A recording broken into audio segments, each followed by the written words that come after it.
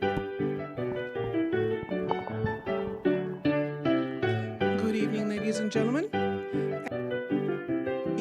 Jamaica Center for Arts and Learning. This is also known as the Black Box Theater, one of 2 or 3, I believe, in this building where we have smaller productions. And this is also the home of Meet the Playwright. Meet the Playwright is a series that is being held for the 2nd year in a row by JCAL, which is Jamaica Center of Arts and Learning. And it's about using this theater right here to introduce local playwrights to the neighborhood and, thanks to YouTube, to the world. So hello, YouTube, we're with you. Tonight we're going to have a really wonderful production by a playwright, local playwright by the name of Tommie J Moore, but I'll talk about that in a minute. I just want to give you guys a little history on JCAL. This is their 50th anniversary, so for those who didn't know, that church-looking thing down the street on 153rd is also a performing arts center. It is no longer a church, even though you might think about it. So, for those of you who went there tonight, good, I'm glad you're here. Welcome back. In the meantime, what I want to tell you about Meet the Playwright was actually fostered by our artistic director here, which is Courtney French. He's going to wave artfully. Very good. Because he realized that the theater was going bare and black, as the saying goes, because of COVID. So how do you get the arts out there if there's no way to fill the theater? So last year, with the exception of one last performance in June, we went 100% virtual. So this year we said, no COVID, we could handle this, we'll start in January. And then my friend showed up called, his name is Omicron. So January left, and then February left. So I want you to give yourselves a hand for being here for the first production for Meet the Playwright for 2022.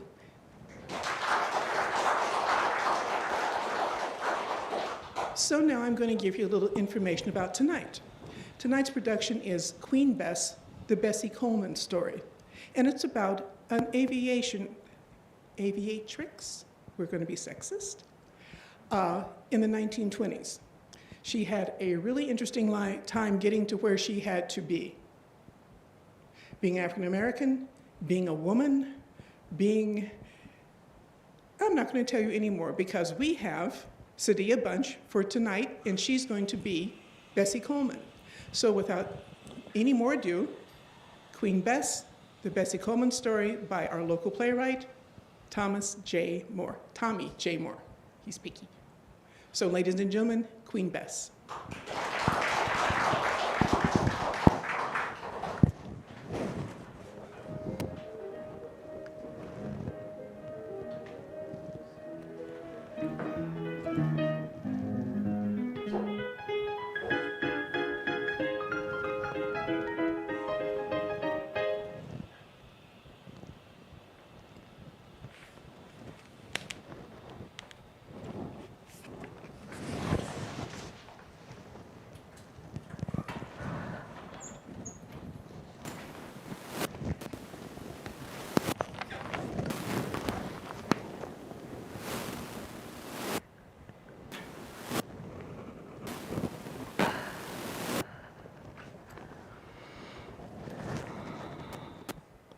So my flight instructor finally agreed to let me go up alone, try some air tricks. Now, to be clear, not one, not a few, not even half of these tricks were dangerous. All of them are. Now, a few days earlier, I'd heard of 2 pilots doing the same thing, going up solo, making a mistake, then coming down, crashing and burning. So, it only seemed fit that I asked my instructor some questions, to ease my nerves a bit. I said, "Sir, how did they crash? Why did they crash?" So he simply said in this condescending accent, "They could not pull out the nosedive." So now I'm nervous. I'm shaking, I'm sweating, and I ask him, "Well, sir, if I do something wrong, how much time do I have, to pull out of a nosedive?" He said, if you do something wrong? I said, yes. If I do something wrong, how much time do I have to get up out of a nosedive? He stood up, looked me dead in my eyes, and said, the rest of your life.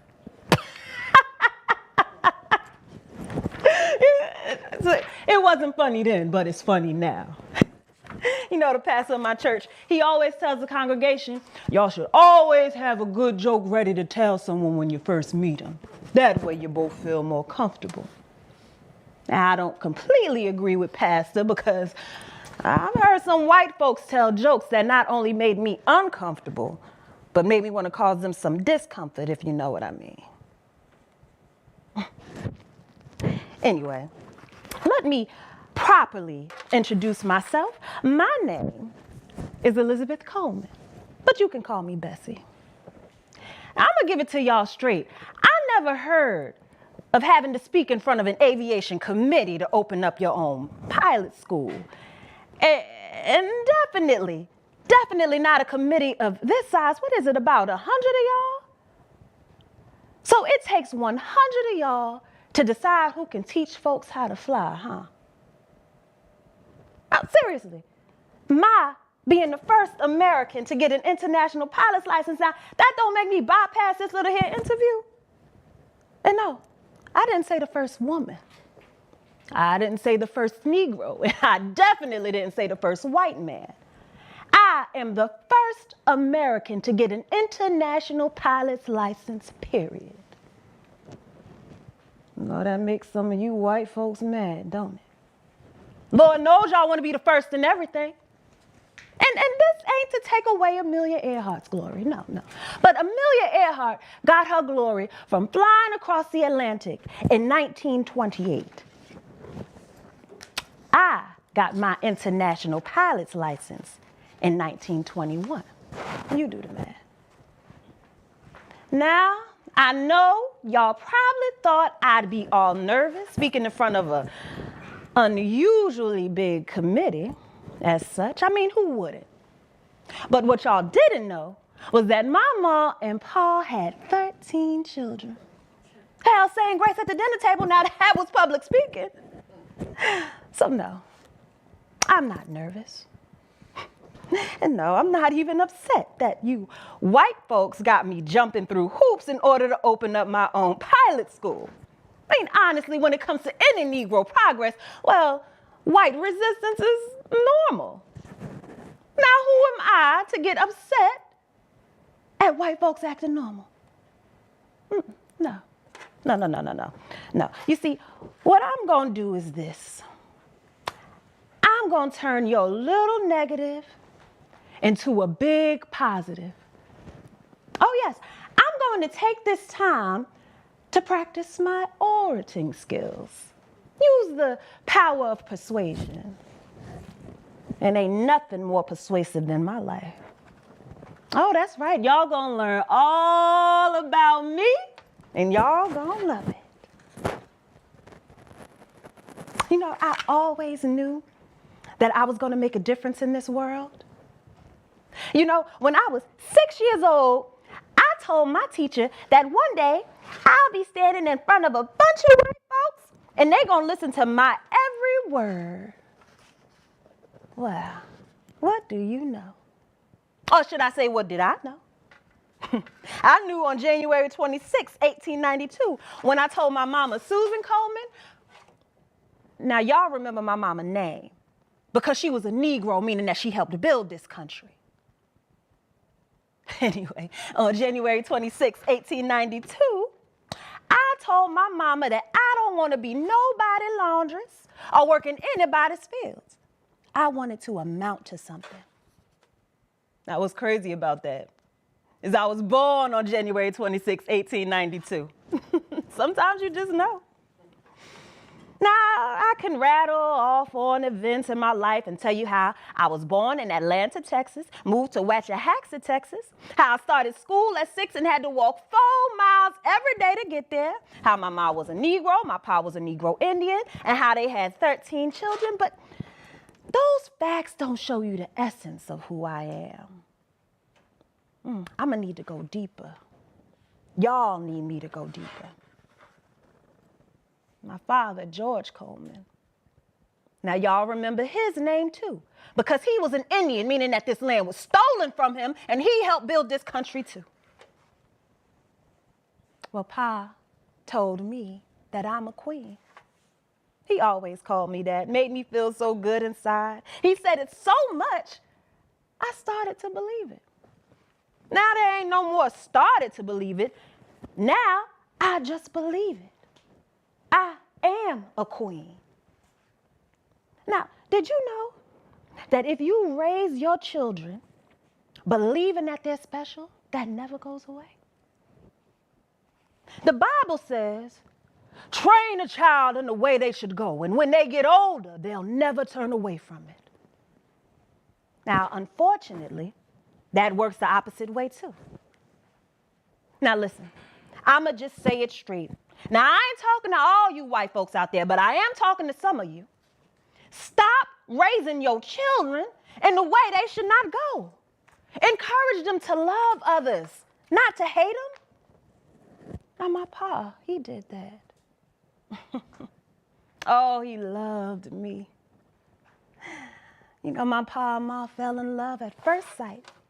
At least that's what Pa told me. Ma said for her it was more like the fifth sight. They had 13 children. 13. Now, the reason I bring this up again is because 4 of their children, my siblings, didn't even make it past childhood. But even with that loss, my parents were there for each other.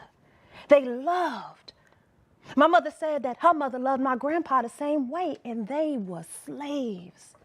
Can you believe that? Now, unfortunately, even after slavery, they continued to destroy Negro families. And I'm gonna let you know that racist evils ain't always so obvious. And that ain't from fear of us Negroes fighting back neither.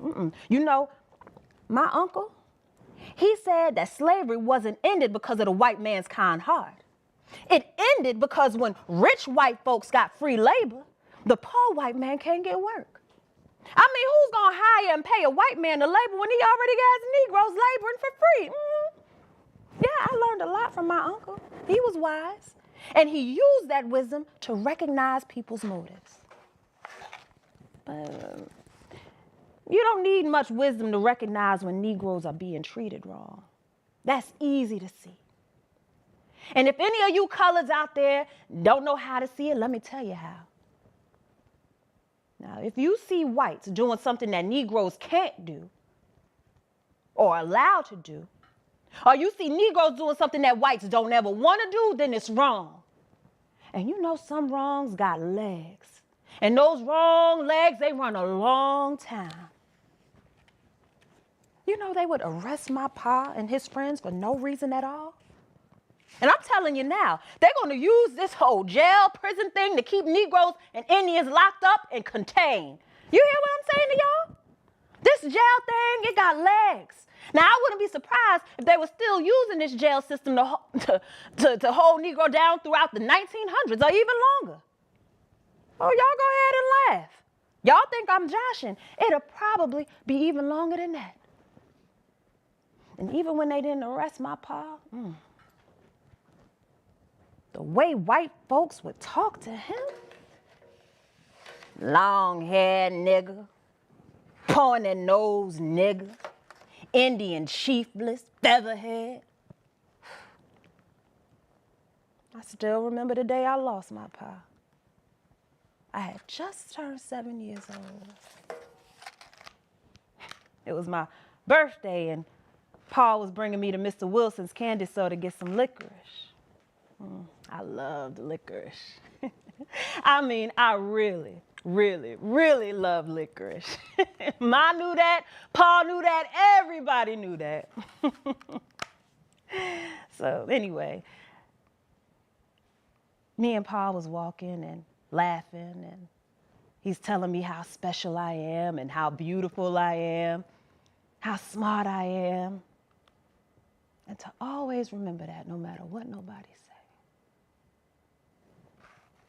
These white men, they must have overheard Pa encouraging me, because just like that, they started walking behind us, calling Pa all kinds of names.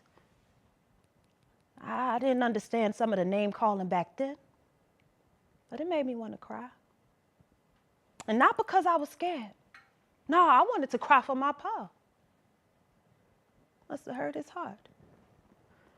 You know, Pa always preached to me, you reap what you sow, but this made no sense to me. Because Pa didn't talk to people like that. That's not what he sows. He's an encourager. Anyway, we kept walking, and Pa just tried to ignore them. He tried to hide his pain, but I saw the water in Pa's eyes. And it made me want to cry even more. But I knew if I cried, it'd make Pa even more sad, so I held it in. I guess these white men didn't think they were hurting Pa enough. I guess they really wanted to get under his skin. So one of them kicked me hard in my back. It knocked me down. Pa stood me up, and we kept on walking. I'm trying not to cry. I'm trying. I knew that would make Pa more sad if he knew I was hurt. Pa was holding my hand so tight. And again, they kicked me. And I fell to the ground, and I bumped my head, and I tried not to cry, but it hurt so much I couldn't help it. I had to cry. I said, I'm sorry, Pa, I'm sorry. I didn't want to cry. I tried not to. Pa, he just picked me right up and carried me. Started to walk a little faster. Still one of them gonna trip Pa, and we both fell down. Pa covered me with his body, and we just laid there. I could feel Pa breathing hard and trying to contain himself, my heart beating so fast. I heard spitting sounds, and then finally I saw their feet walking away. We got up, and I grabbed Pa's hand and just pulled him back the other way. I just wanted to go back home. I didn't want no licorice anymore. I hate licorice. And I hated white people that day. Next morning, I heard Ma crying and woke me up. Woke all of us up. She said Pa had to go back to the Indian Territory in Oklahoma. Race hating was too much for him. I hated white people that day, too. I didn't understand Pa leaving us. The last thing I heard him say the night before was, I'm gonna kill somebody. I missed my Pa. But eventually, Negroes get used to not having the things they should, and that bothers me a lot.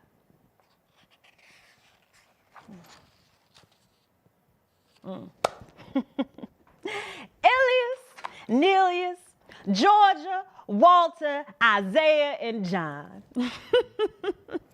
Now, those are my siblings I grew up with. We had a lot of fun. Oh, we would joke on each other, and of course we would argue, but most of the time we just joked and laughed with each other. Oh, we would have fun racing each other too. Now, my older two brothers, they were faster and they would always win. But one day, I beat my brother John. Yep, we were all racing. I came in second. He was embarrassed and started saying I cheated. He said, you got a head start. You started running on set. You can't start running on set. You can't start running until I say go. Now, mind you, when John say go, he ain't never do it fair. Now he would sometimes say, get ready, get set, go. Or sometimes he would mix it up and say, get ready, get set, go, and he'll shoot right on off. Now, I couldn't let him get away with that now, could I? So what did I start doing? I started getting a head start on his head start. He'd be like, get ready, get set, and before he could even think go, I'm gone. I learned to start running on set. Now, for me, set was the new go. I told my sister to do the same. And for all you girls out there, you start moving on set, because you never know when these boys gonna go. Now, double meaning in that one, sugar. When they say set, you start moving. Head start, boy, please. But you know what we like doing the most together? And couldn't nobody cheat out of this one? Dancing. The shimmy, What y'all know about that one? The Charleston. Y'all remember that? Oh, now this one's my favorite. I made this one up. I call this the Queen Bess. You see I'm flying? You want to try it? No? Well, boy, us, me and my siblings, we would dance all the time and Mama would join us. And them white folks couldn't stand it. You know, us Negroes always seem to have way more fun than you folks. Now, why is that? I mean, we be singing, dancing, joking, enjoying the little things in life. I never understood why y'all white folks don't have more fun. Why y'all so angry? Ain't like y'all was slaves or nothing. I'm just saying. If I enslaved white people and y'all had to do all my work for free for hundreds of years, you know how long 300 years is? That means that you would be slaves, your children's children would be slaves, their children would be slaves, their children would be slaves. It would be 300 years of doing nothing but telling you folk what to do. Then when slavery ended, I would own all your hard labor, your houses, land, inventions, and such. Now that's a head start. I'm surprised y'all ain't all dancing all the damn time. Y'all forgive me. Mama always said I need to hold my tongue. Now, Mama was something special. She was a woman alone trying to jonger les deux bouts d'hier. That means she was trying to make ends meet. I started picking cotton with Mama to make extra money. Now, although slavery ended, the jobs were still the same, and I couldn't stand it. So we worked and scratched, and I saved up enough money to go to college. Yep, I was 18 when I left the fields and went to an all-colored agricultural school in Oklahoma. I'd never been outside of Texas, at least not to live. It was scary, but I didn't want to be no cotton picker for the rest of my life.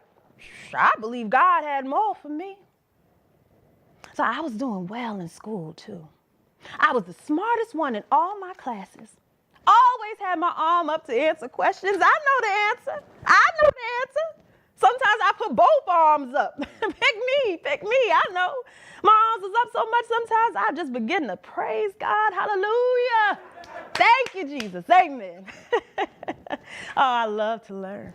I loved going to college. Too bad I couldn't afford it. After the first year, I was broke. Couldn't pay anymore. But I knew that educated Negroes were the only ones who could change the future. Negro teachers always would tell us that. So I figured I can go on down to the finance office and ask for someone's help. I mean, a Negro girl in college, a Negro college can surely help an above average Negro girl stay in school. So I went on down and I stood in line at the finance office. Now, when I got to the front of the line, I tried to explain my problem to the college office, hoping they could help me. Now, as I was explaining to the clerk how well I'm doing in school and how I needed financial help, one girl in line behind me overheard me and yelled out, "Me too." I continued to talk to the clerk, and suddenly a boy online yells out, "Me too." I kept pleading my case to the clerk, and suddenly another girl online yells out, "Me too." And then another and another. We were all in need. All of us Negroes needed help, but we were all denied. And I couldn't really blame the college. They were barely funded. So what did I do? I wrote a long letter to President Taft. Yep. I said, "Mr. President, do you know how hard it is to pay for college without a head start?" Went on to say, "Perhaps you should consider starting a financial helping program for us Negroes. It's the least America can do." Let me say that again. That is the least America can do.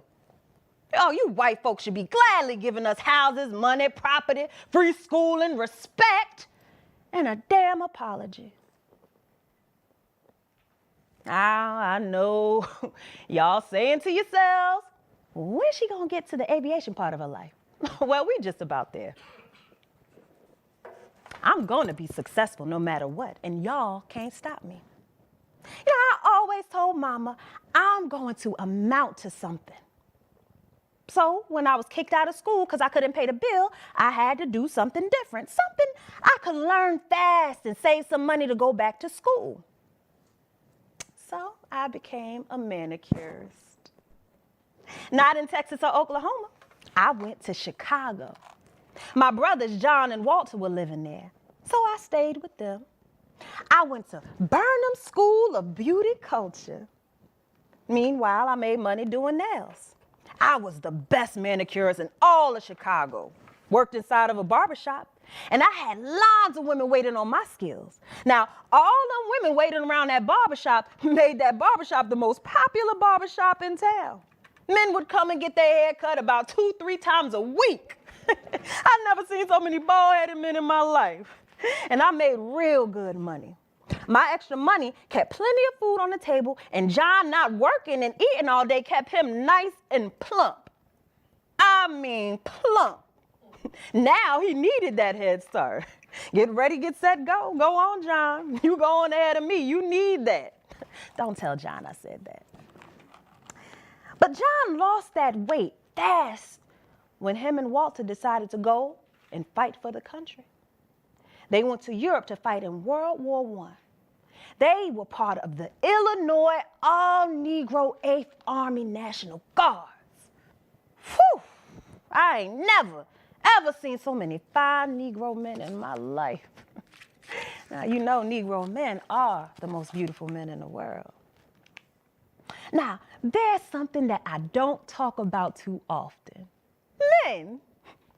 But before my brothers left for war, I married Claude Glenn. He was one of Walter's friends. Now, Claude was 14 years older than me. He'd always take me out to eat.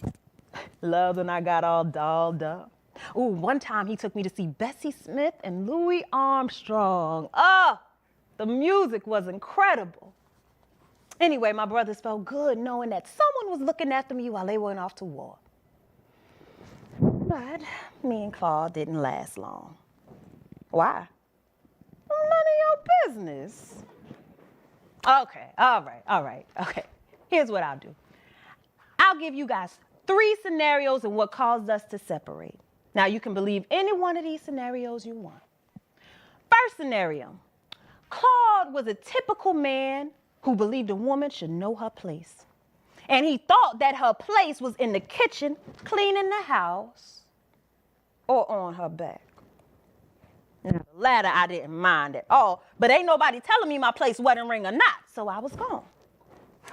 Second scenario, Claude was a white man. And America wasn't ready to see no mixed race couples. So I jumped the broom with him to annoy the hell out of y'all. But we had to separate because his life was in jeopardy. So was mine. He received death threats for being with a Negro, was fired from his job, and worst of all, his family just disowned him.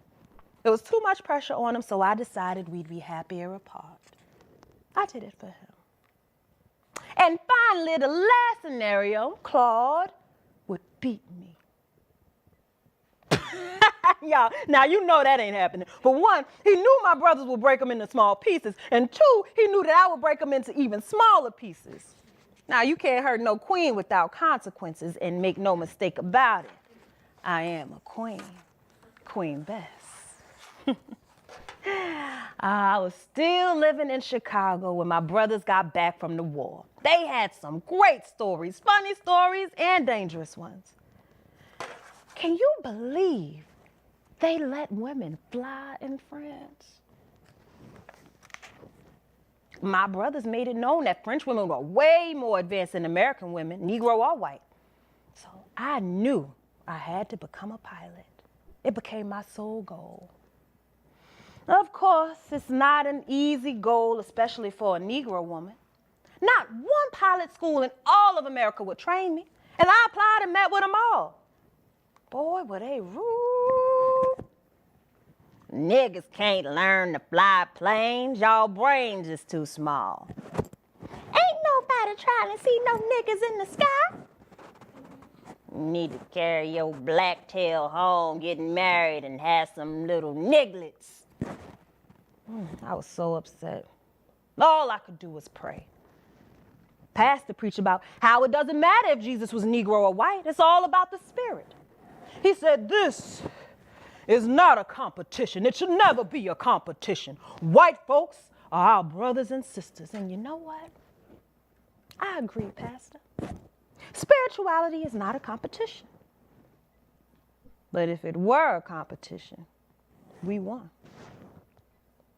That day, the pastor talked about taking chances, doing all you can do and letting God handle the rest. I felt that God was talking directly to me. And I remember my brother said that they will train Negro pilots in France. So I had no choice but to leave America and get my license overseas. Only thing I needed now was money in my pocket and, well, French in my mouth. That's right. I had to learn to communicate and read in French. And I spoke French fluently in 2 months. Now, although I was still working as a manicurist, I needed much more money than I'd saved. And 2 angels came to my rescue. Robert Abbott and Jesse Bengal. Now, Robert Abbott was a Negro man that owned the Chicago Defender newspaper. Oh, that's right. Us Negroes needed to read the news without white folks explaining their own version. And Robert Abbott saw to that. Now, Jesse Bengal, he did something with his life that'll probably be difficult 100 years from now. He started the first Negro-owned bank in Chicago. Can you believe that? A colored man owned a bank? Maybe one day we'll have Negroes working in the White House. As a janitor? No, never mind. Nope, they'd never hire a Negro janitor. Anyway, Jesse Bengal was also a real estate owner.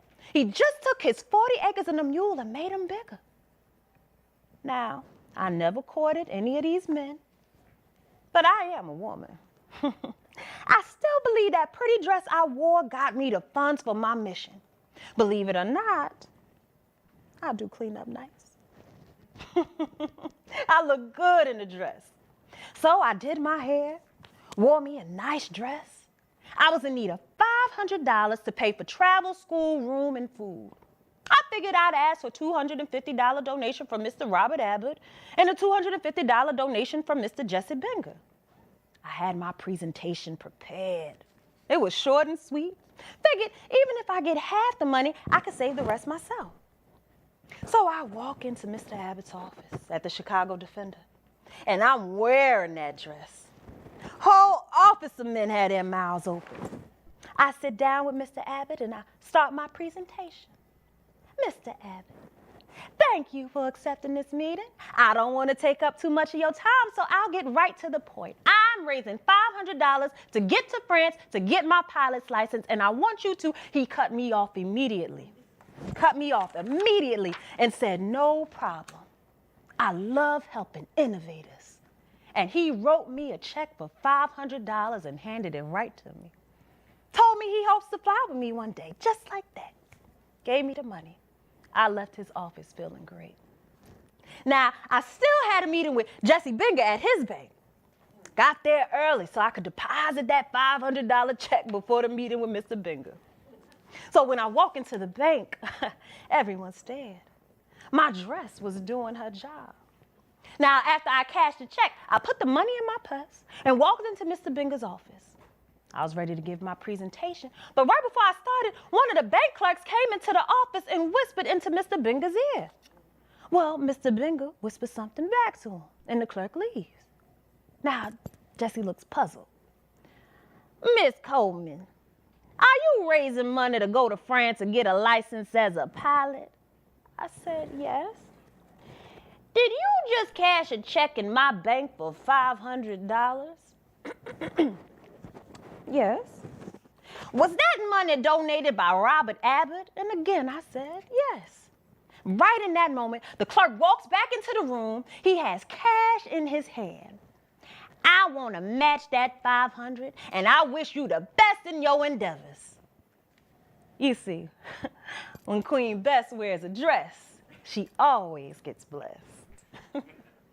So, in November 1920, I got my passport. Now, although I was 28 years old, my passport said that I was 24. I didn't lie about my age for no particular reason. I just wanted to redo the last 4 years of my life. Have you ever wished you could redo years in your life, start over, be a better person, do things differently? Yeah? Go get you a passport. That's what they're for. Anyway, I went on to New York to catch the USS Imperator.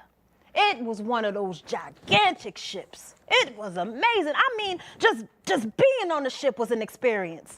I was just running around that ship, talking to people. I spoke to some in English, but I spoke to a whole bunch of folks in French.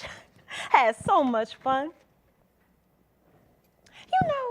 If they put nice rooms, good food, and entertainment on these ships, they could probably charge people for just riding around a few days. Now, I learned to fly planes at Caldron Brothers Aviation School. It was the most famous flight school in France, founded by Rene and Gatson Quadrone.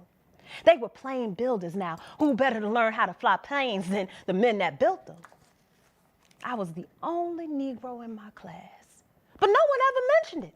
No one said anything rude or hateful to me. Everyone was nice. I don't know why, but it felt funny. I guess I'm not used to it. Oh, I remember the night before I had to go up with the flight instructor. Now remember, I've never been up in a plane before. So I'm lying in my bed thinking all the wrong things. What if I can't learn to fly? What if it's too hard to learn? What if we crash? I didn't sleep at all that night. But surprisingly, I was able to scarf down a big breakfast. When I got to the field, everyone looked nervous.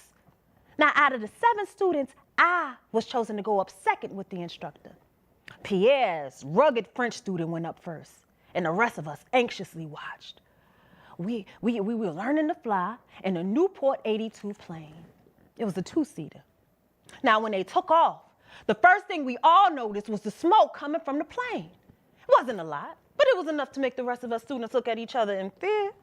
Now, we weren't sure if that was normal or not, but we all knew that the plane's screeching sound, now that wasn't normal.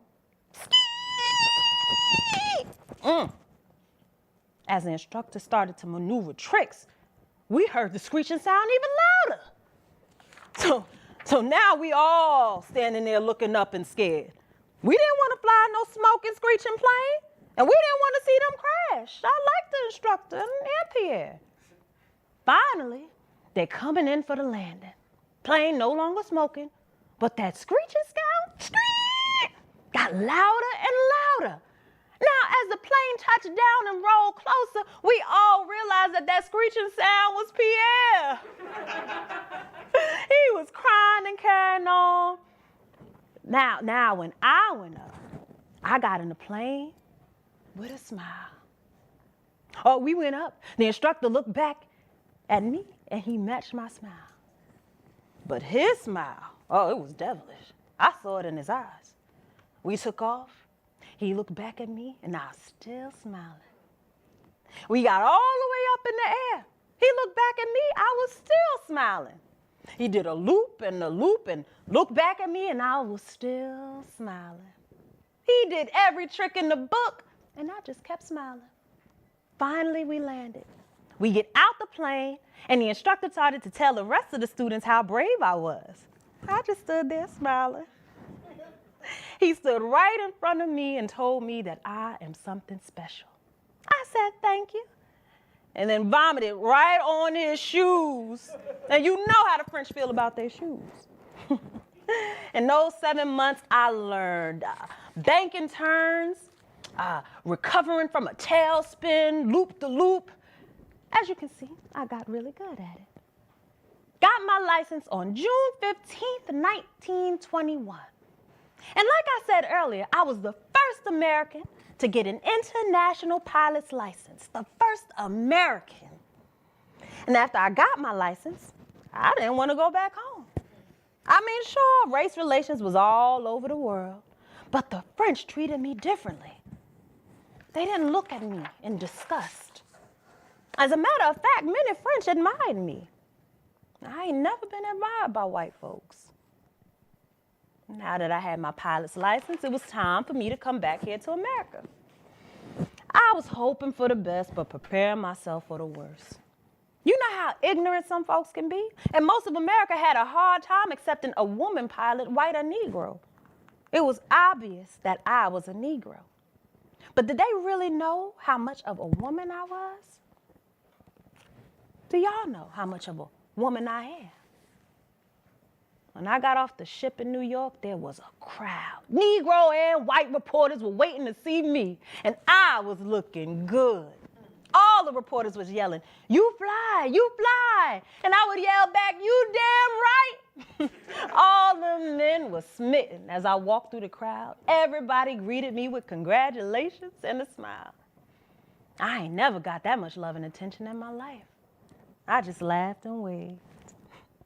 Now, out of everyone there, I couldn't help but notice a beautiful little chocolate girl. She had to be around 7 years old. She looked sad and she was crying, so I walked up to her. I kneeled down and I asked her why she was sad. She said, "I'm not sad. I'm happy for you. It's just coming out of me wrong." I don't know what happened to me inside, but I just started crying with her. She said, "You fly planes, right?" I said, "I sure do." She said, "You sure are something special." And then she said something that broke my heart. She said, "You think I can be something special one day?" I hugged her and I told her, "You are already something special. You are a queen. Remember that." It was right then that I knew I had to open my own flight school. So that some little Negroes girls can be something special. Getting my license was what I set out to do. I didn't know that I was going to be doing so much more. I was giving little girls hope. Same hope that Jack Johnson gave little colored boys back in 1908 when he won the World Heavyweight Boxing Championship. I can only imagine the hopes that all Negroes would have if we ever had a Negro president. Of course, my brothers were in the crowd. They ran up to me and hugged me so tight that I started to get them arrested. I noticed that besides a couple of reporters, there weren't a lot of white folks there. But the Negro community treated me like the queen I was. They called me Queen Bess. Every night, different Negro folks. And for the first time in my life, I went to the theater to see a play. It's called Shuffle Along. After the show, I went out to dinner with Ethel Waters and Florence Mills. They treated me like a star. Cass gave me a silver cup. Oh, don't act like y'all didn't see my mother in the Chicago Defender newspaper holding that cup. The whole Chicago was waiting on me. I was invited to speak at the Metropolitan Baptist Church. There were over 2,500 church people there, and I got a standing ovation. I ended my speech like this.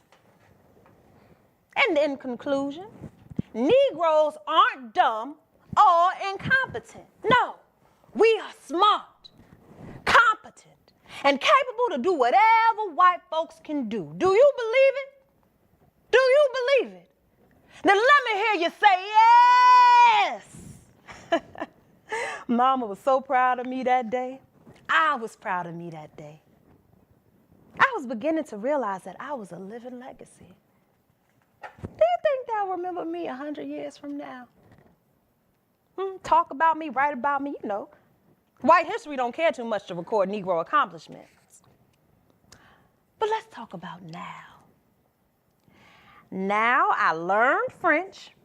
Now I went to France. Now I did my training. Now I got my pilot's license. And I still couldn't find work. At least no work that I wanted to do. Now I wasn't going back to nobody's cotton picking, laundry, or doing anybody's nails. I wanted to fly. But in the 1920s, being a pilot didn't make that much money. I didn't know what to do with myself until one day it came to me. Now, the little children in the neighborhood, they start to mimic flying past my porch. I know they look up to me, so I gave them some attention. That was so cute. Because they would run around the house and take turns flying in front of my porch. They all putting their arms out, making the plane sound. Now there are about 10 children doing this. But one of the little boys, well, he was different. The first time he flew past my porch, he did a front flip. Next time it was his turn, he did a back flip. And the next time, a front and back flip. After a while, I couldn't wait until it was his turn again. The other children flying was plain. You know, plain planes. And that got me to thinking, I can make money doing real plain tricks. So that's what I did. I did loop-in-the-loop. I challenged race cars to a race, that's right. And sometimes my mechanic would go on up with me and I would parachute out the plane. The people really loved when I would parachute out the plane. But I didn't want to be doing tricks for the rest of my life. I needed more training if I wanted to get a real flying job. So I went back to Paris and got 2 more months of training. On my way back home, I got the opportunity to go to Holland. And I met Anthony Fokker, the Dutch airplane designer. He was nice. He introduced me to some other designers and pilots. It was great. After I left Holland, I still didn't want to go back home. I decided to go to Germany and stayed there for more than 2 months. When I got back to America, I got a job right away. Why? Because now I had a whole lot of experience. That, and I lied. They knew that I was in Germany. So I told them I was in Germany working for the Red Cross in World War I, flying those big seaplanes. I told them all about the politicians and royalty that I met. And on one of my proudest days, I flew at Curtis Field in Garden City, Long Island. New York's first all-colored 15th Infantry paraded in the field below. I remember crying tears of joy. It reminded me so much of my brothers. There were over 1,000 people there. And when I landed, I received flowers from Hubert Fauntleroy Julian, the Black Eagle of Harlem. He flew planes as well. Asked me out on a date, but I said no. Called me shallow, but I just can't date anybody named Hubert. Really, I had no time for a man. I was getting more work all over America. I did Ariel advertising for the Coast Tire and Rubber Company. I flew for a lot of companies. February 8th, 1923, I flew from Santa Monica to Los Angeles for the fairground celebration. Well, I tried. At 300 feet, the engine stalled. Tried to start it back up. I began to panic. God help me. They say when you're facing immediate death, your life flashes in front of you. It's amazing how all those years come into remembrance, how you think about all your loved ones, the great and bad things you've done, and God. The worst part was that I was scared to fly again. Took me 3 months for my body to heal. But it took 2 years to fly again. My thoughts needed healing. Something about crashing to the ground that makes you reevaluate your choices. Now, during those 2 years, a lot of different opportunities came about. But the most exciting opportunity was that those big Hollywood producers, they wanted to make a movie about my life. And guess who they wanted to play me in that movie? Me. That's right. Bessie Coleman, the movie star. Oh, I couldn't wait to start filming. Now, they didn't give me the script until the day of the shooting. Wasn't what I expected. Most of the script was all about my rough upbringing, all the things about my daddy leaving and mama's struggle. I know we didn't have much, but that was true for most colored folks. Now, white folks always want to make a profit telling our stories. And they don't tell them right. They always want to look like the heroes, like they ain't got no hand in Negro struggle. So I walked off that motion picture set. I quit. I went back to doing Ariel tricks. Word must have gotten out because my first show was packed. Thousands of white people were there to see me fly or crash. First time I went back up in the plane, my first trick was motor stalls. That's what they wanted to see. I could just hear them screaming from way up in the sky. When I landed, I noticed that there were no Negroes. They weren't allowed nowhere near the area. So I began to tell organizers that if they don't allow Negroes, I will not fly for them again. And I wasn't joking. They knew it. I just quit a job that would have made me a famous motion picture star. How much easier would it be to quit a job that can come crashing down? After that, Negroes were allowed in all of my air shows, even if the other pilots were white. My most memorable air show, it was April 30th, 1926. Yes, I was in Jacksonville, Florida, day before the show. Me and my mechanic, Will, we over there, we testing out a new plane, preparing for the parachute jump. The wings on this plane were a little wider than my old plane. There was a crowd of people that were there watching, so I didn't want to spoil the jump by doing it before the show. The next day. So Will was flying the plane, and I wasn't.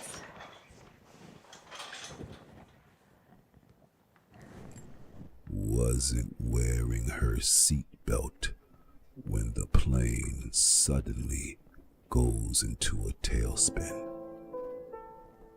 The crowd watched as Bessie Coleman was thrown from the plane at 500 feet. Bessie Coleman died on impact. Her body will lie in state in Jacksonville, Florida at Mount Zion Missionary Baptist Church. Funeral services for Elizabeth Coleman will be in Chicago at Pilgrim Baptist Church. They are expecting over 10,000 mourners. We will never forget you, Queen Bess.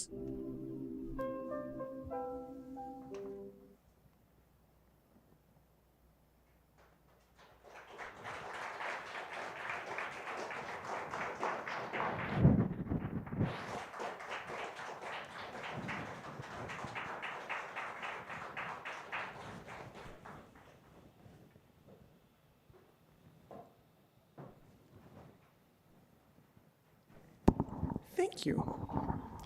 I'm going to ask the playwright and Queen Bess to come out on stage right now.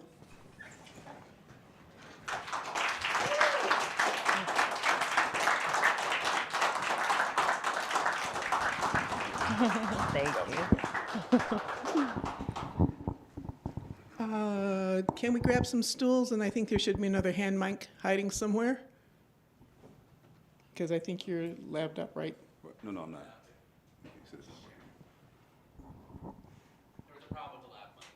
Okay, so do we have another hand mic? Hiding somewhere? Oh, we'll just pass it around. Okay, that works. I really want to express appreciation for all of you for coming out. This has been a labor of love. It is his labor of love. It is his words. There's a longer version, but we didn't want to keep you here all night long because I just got really excited. But what I would like to do is, no, you can sit down. You're the playwright. See, I'm supposed to stand there and be like in awe. Is I would actually like to get questions from the audience, just because I've been working with them for a while and I kind of know the script by heart in my head. So anybody have a question? Because if not, I'll point you out. Don't make me start pointing fingers. Yes, sir. You said it's a little bit longer than that. Was it originally a one play or was it later? No, it's a one-woman show, but it runs probably like about an hour, 15, hour, 20 minutes. So we cut it short for this. 35 minutes, maybe? Yeah, about. 35 minutes. But it's a one-woman show. She did an excellent job. She did a great, incredible job. She did an incredible job.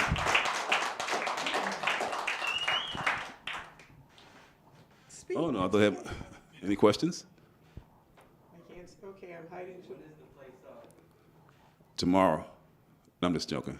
Well, first of all, let me say I wore the glasses to look like a writer, right? Like a writer. Well, we're not sure yet. Hopefully they'll produce it here, the full production. Hopefully it'll be soon, but I'm quite sure they have your email addresses and they'll let y'all know. Thank you for that question, and I'm glad that you asked that. Meet the Playwright is really set up to be one play a month, and it's a one-time only. Okay, that's because there are so many people out there, sort of like, if we keep doing that, we'll never stop.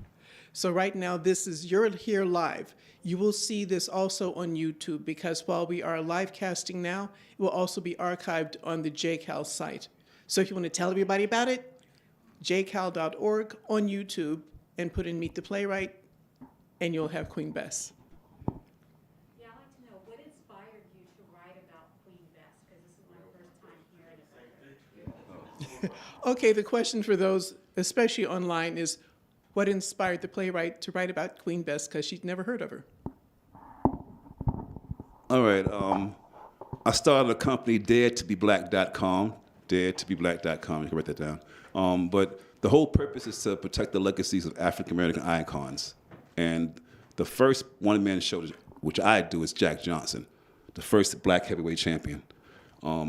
Queen Bess' story. Any black icon that I feel that's not represented.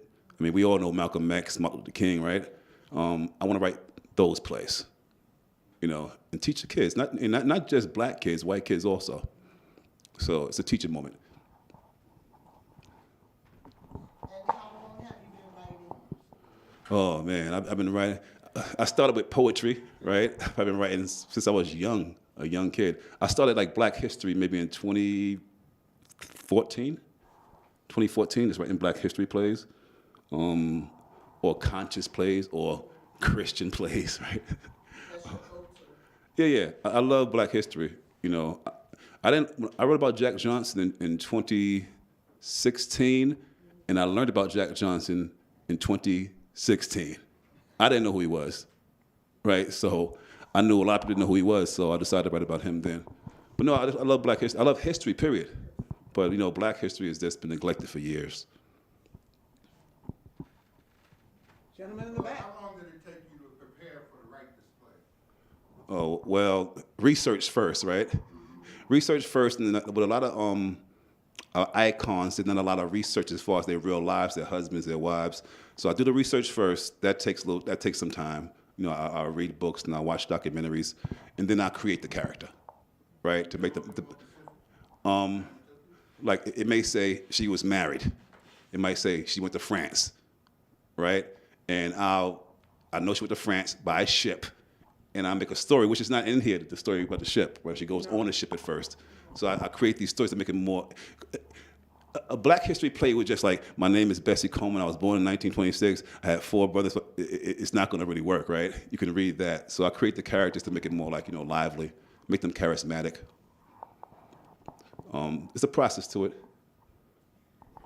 This question is for the actress. Great. Well done. Thank you.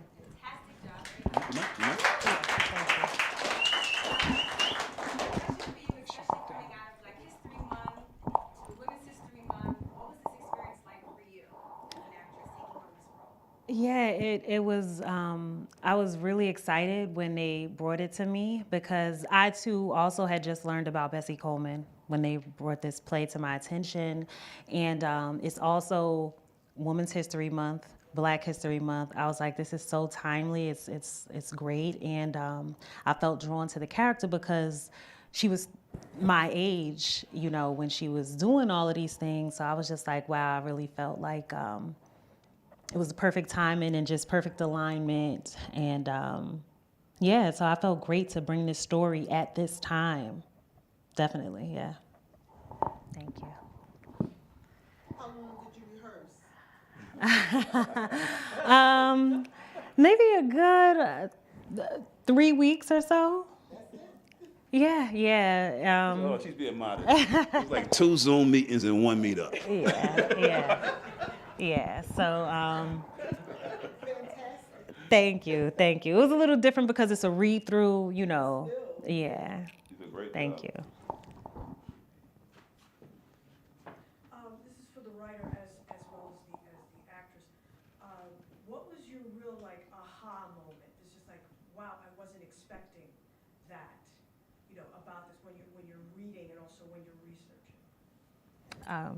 Well, for me, the aha moment was just kind of like finding out that she wanted to open up a flight school. Because I'm like, this is a woman, a black woman in 1920s America that just had this crazy dream.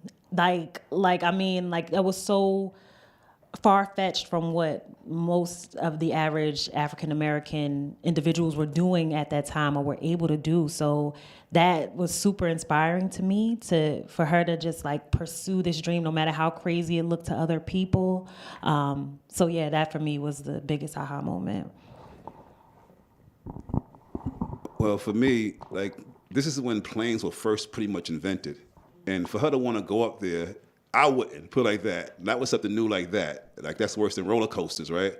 Her courage as a young black female just to even go and do that, because I'm quite sure most people are scared to fly now, right? And she's willing to go up in this propeller 2-seater, and who knows? She crashed twice. Of course, she died the second time, but she crashed twice. After the first time, I think I would have definitely quit and get together. Yeah. Right. Do tricks. I'll just jump in for a minute. I had the privilege of directing this Yes. because he switched it off. Oh, thank you, darling. But the aha moment for me in directing her was I had to stop and realize that there's a completely different component to your life in the 1920s. Because we started, and it's like, okay, you're going to go out there and talk to the aviation committee, but it's not like I'm going to tell you everything that's going on.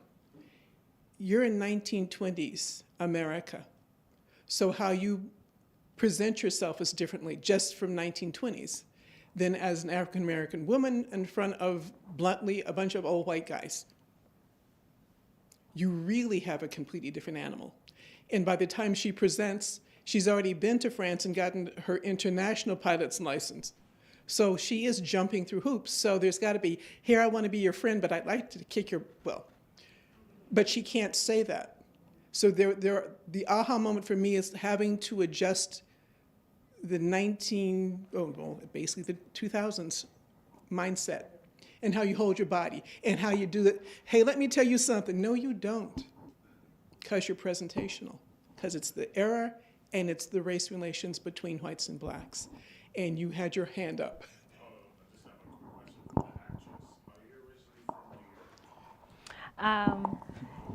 Yes, New Jersey.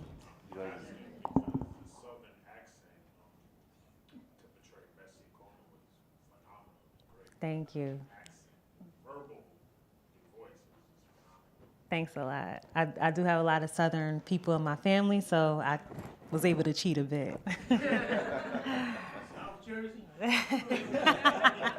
No, not South Jersey. That's different from New Jersey, but we won't go there. I have two things to say. First one, for the actress. 25 plus years, and this is the first time you invite me to one of your... That's my friend. That's my good friend. Right. Thank you. I know you're talented. This is the first time I'm seeing you in your glory, and you're truly amazing, and you know it. Thank you. I don't want to tell you that or anything, but congratulations, and I feel really proud of this moment. Thank And I you. know how hard you work. You should probably tell them what else you do, but that's another story. And then for the playwright, do you know how her legacy came to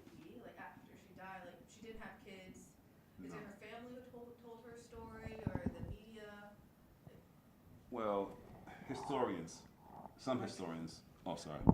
Some historians. She had a aunt that I'm quite sure they got something from.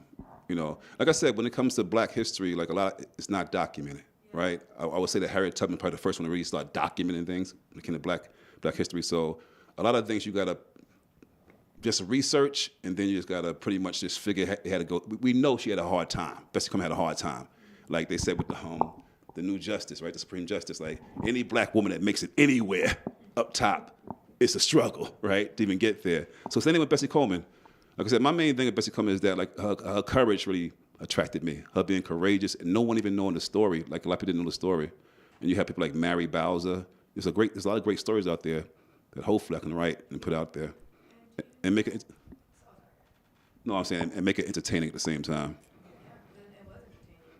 Do you know if there's any relations to Susan B. Komen? Excuse me? Is there any relation to Susan B. Komen, her mom? No. I was. Gentleman in the red in the back. I first want to say congratulations, Tommie, and it's a young actress. It's a deal. Wonderful job. I had the opportunity to see Dare to Be Black. I'm Tommie's friend as well, and I had the opportunity to see Dare to Be Black.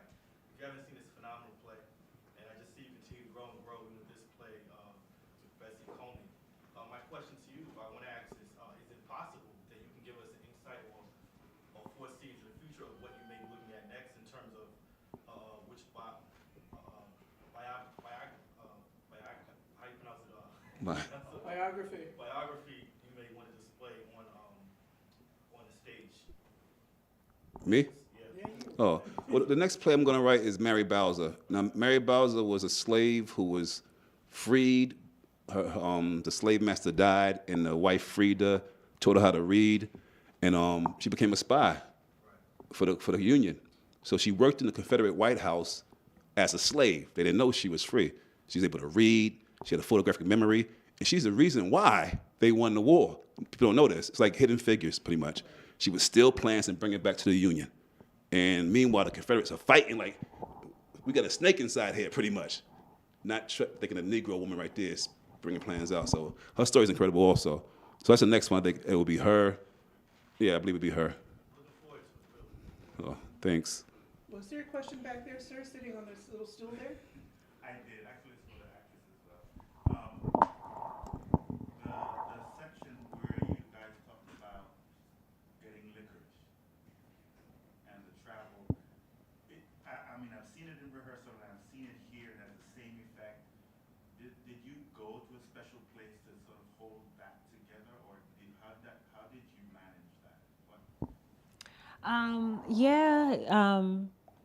That is something that I do in the work to kind of get there emotionally, personalizing it. And I mean, that story just by itself is kind of, it takes you to a dark place where, you don't have to do that much internal work to kind of feel what was going on there, where there's a young child basically being beaten, for no reason at all. It was, that was one of the, a special part of the, the whole show. Like that was probably the most, the darkest part of the show there. And again, it's not difficult because it was such a tragic thing going on with this young girl and her dad, so.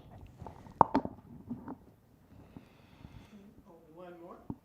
I want to say first off to the actor that having such a short period of time with so much material and how beautifully and fully you embodied it is something to really be in awe of. Thank you. That's not easy, and you made it look very effortless.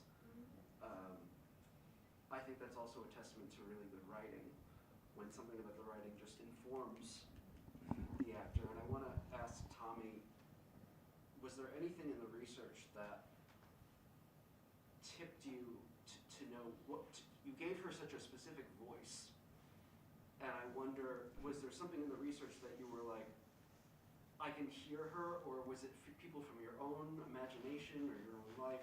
How did you give her that? How did you personalize her so well? Well, with Bessie, like for example, with the story with the when she's a child, the licorice, you know, I read that she was with her father and she felt bad for her father. You know, I had to pretty much write around that, as far as like, you know, okay, make it not sad, you know, but make it seem as if like, you know, something that y'all can understand yourselves. I wasn't there with everything I write about Bessie Coleman. I wasn't there. Just do the research, right, and then just find ways. And this is the writing part of me. Just find ways to make it entertaining so that people will actually listen to the research. I mean, that's pretty much my goal, is trying to make people listen to the research, because no one really wants to read it. You can make a movie though, you know. Was that a subtle thing? No. Yeah, I mean, Jack Johnson movie probably be out. It has nothing to do with me, but I do the one-man show, and it's a great play. His story's incredible also. Did I answer your question? Oh, let me say this first. I'm tired, right? So, no. I had rehearsal last night until like 1 a.m, so I'm like, okay, I got to be here today for sure. They're rehearsing right now, and they're upset with me, but I had a rehearsal last night, so I'm tired, but I'm trying to keep my head together. So if I didn't answer your question, please tell me. No, you did. I mean, it's sometimes those things are hard to articulate anyway. You know, what inspired you, or what. Sometimes we don't know what. Yeah, I think the thing that inspires me the most, because when I write these plays, I'm gonna be honest with y'all, her voice, Jack Johnson's voice, is pretty much my voice. It's how I feel about things, right? I mean, it happens. They're not foul. These things actually happen, right? But as far as like her voice is about feeling about certain ways about, like, let's say, white people making movies about blacks and making all the money. They already made money from slavery, right? Those like the things that I pay attention to myself. You know, I'm not trying to get smacked like the Oscars right now, right? I'm just saying. Hope I answered your question. Any more? Okay, yes. So it's really interesting. Could you maybe talk a little bit, if you know more, about her relationship to the man that she married? Because I think that her like, how did she, how was it to be it came across in some of the Right. Talk about how was it to be a woman and wanting to do these things, and a black woman, but also having to deal with being a female, and then how did that play out for her? Right. And that's what I was saying as far as the writing process. All I have is that she was married for a short period of time and it didn't work out. And that's why I wrote scenarios instead. Here go 3 different scenarios, right? Maybe one of them happened, right? I don't know. It had to be something like that. It had to be one of them, I'm going to imagine. What do you think? I think that she was just too independent, right? And she couldn't be like tied down like that. I mean, a woman who wants to fly in a plane, like right now we could think about flying as nothing, but back then it's like, you're going to go up. Some people here are scared of roller coasters, I'm quite sure, you know, and they won't go. But I'm saying, like, you know, flying is something different. So I think she was just too independent for any man. I guess this happens, right? She didn't have a Stedman, you know, like Oprah has. But that's what I believe myself. But it just says she was married for a short period of time, never explained it. Like I said, there's not a lot of history on our people. So, you know, some things I have to use my imagination and just try to make it entertaining. Is after Tommie gave me the play to direct, I went, okay, let me see. And I dug, and I dug, and I dug, and I dug. And it is literally, she got married, didn't work out, see you later. There are no pictures of the man. So when she goes, well, he was a white man. But he could, I have no idea. And I mean, I did some digging and pages and back in Google, and it's like, yeah, right, you catch him, let me know. Because there is no picture, nothing of him. You just know he was married, and then he wasn't. She wasn't. Right. And that was like, eh. So I would agree. It's very much, she was way too independent. And if he was already 15 years old, 15 years older, he was looking for someone to do what she said and do nothing else. And she's 15 years younger. Yeah, see you later. So yeah, I really tried, because I thought there's got to be at least one picture. No, there's not. So it wasn't very important. The way her life ended, in your research, was there a lot of information about that? And Well, her crash. the way you ended the play. Well, I ended the play like that, trying to be dramatic, right? But, huh? It hadn't, it worked. Yeah, like, you know, Q came a little late, but but and it's so funny because I do something similar to Jack Johnson, the radio plays, right? It's like it's something like that. The radio plays and tells a story, but she's speaking and then it connects to the radio. It's like I wasn't. She's like I wasn't wearing my seatbelt. That's me doing a voiceover, you know, just playing around with it. But I wanted to be dramatic. As far as her dying, that's recorded that she died in a plane accident. I mean, you can find it anywhere online. She had 2 accidents. One, she said she broke her ribs and her leg, broke her leg. And she didn't go for what, 2 years? I forgot now, 2 years? 2 years. 2 years. Yeah. She was scared, like she should have been from the very beginning, right? Then she flew again, and she, yeah. So. Well, I think we're going to call it a night, but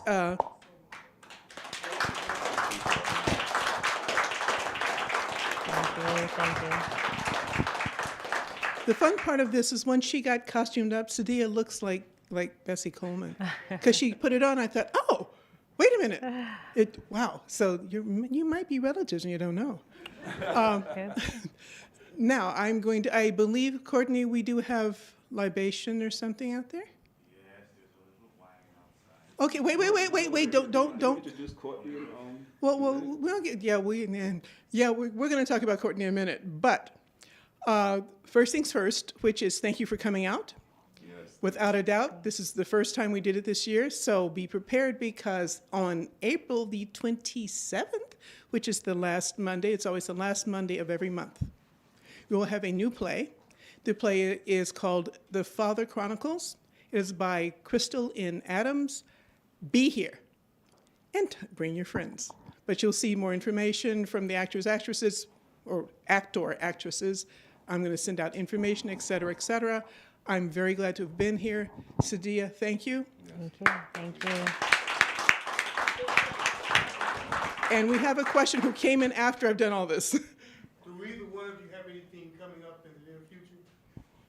On an individual basis, as actors and actresses. I'm performing this Thursday in New Orleans, so not gonna be here. I'm starting to film a short film in April. If you want to follow me on Instagram, I'm Sadia Elise Bunch on Instagram, and you can. Sadia is Sadeeah. I'm the only one who spells it like that on Instagram, so you'll find me, and you can see what I'll be up to next. I must mention I have Ilya and Michael here, right there. Ilya's a director, Michael's an actor that I'm actually working with right now. We're shooting a virtual reality, I hope I'm getting this right, virtual reality movie, short film with Microsoft in San Francisco. I hope I said it right. Yeah, a film that's shot in virtual reality. Right. So that's I have a workshop for that this Saturday. I come back on Friday from New Orleans, so I'll be in workshop with them.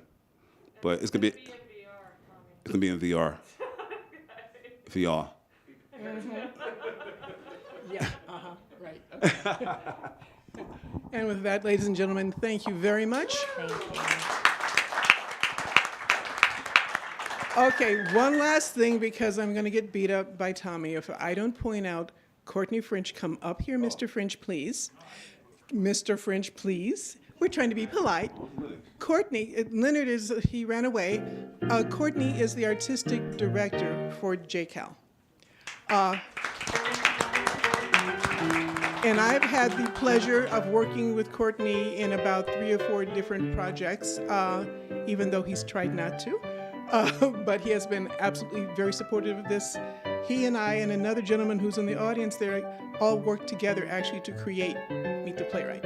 But it's his impetus that I actually live in Colorado, but I fly back here every frickin' month. I mean, because I care so much about him. But absolutely, we put it together. He called me and said, but COVID, I have like a black theater. And I'm thinking, yeah, and? He says, well, what are you supposed to do? So me and Malcolm Wave and Courtney sat here and we put it together, and that was last year, and it's working this year, and I just want to thank him publicly. This is the only time I'm going to do this. All right, but really, I appreciate it, and I want everybody to know it's his fault. Thank you, ladies and gentlemen. Go have fun.